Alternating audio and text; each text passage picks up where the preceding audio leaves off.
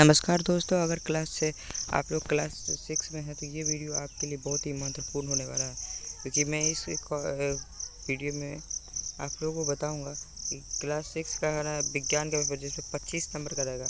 आप लोगों को 2 घंटा दिया जाएगा इसके लिए समय, जिसमें देखिए हम पहला नंबर क्वेश्चन पूछा गया है। क्वेश्चनों में दिए गए विकल्पों को सही चुनकर लिखिए। इसमें चलिए हम दिखाते हैं किस टाइप से इस क्वेश्चन को आंसर का बनाना है। इसमें ताप का एसआई मात्रक होता है, ताप का केल्विन होता है, तो केल्विन लिख लेना है यहाँ पर।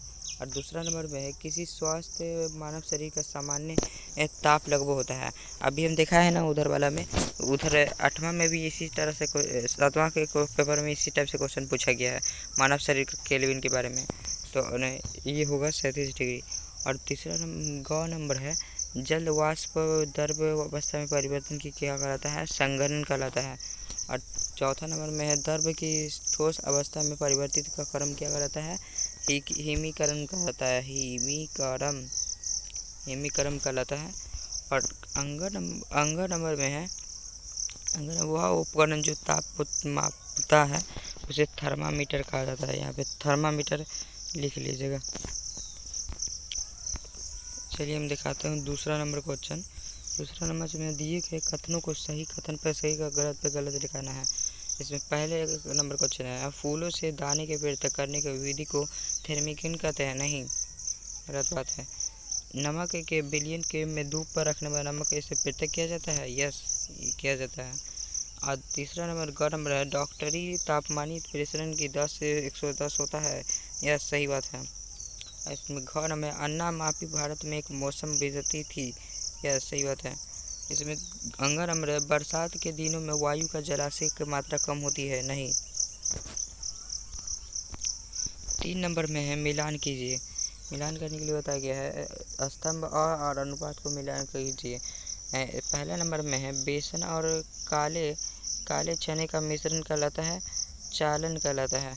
और दूसरा है चोक पाउडर और पानी का मिश्रण क्या कहता है, चोक पाउडर मूत्र का निस्पंदन कहलाता है।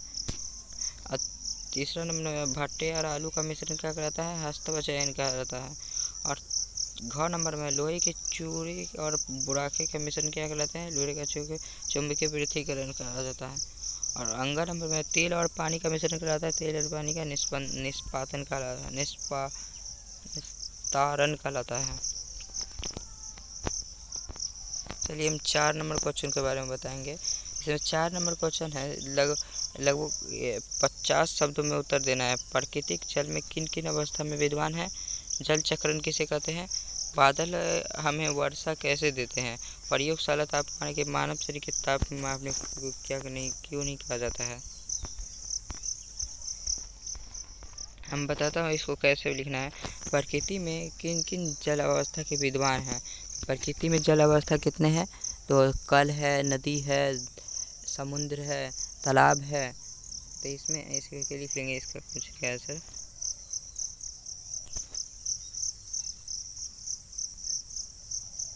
नदी, तालाब, समुद्र सब कुछ लिख लीजिएगा। और जल चक्रण किसे कहते हैं, जल चक्रण जो पानी लगातार चलते रहे और बिजली उत्पादन करे उसे जल चक्रण कहा जाता है।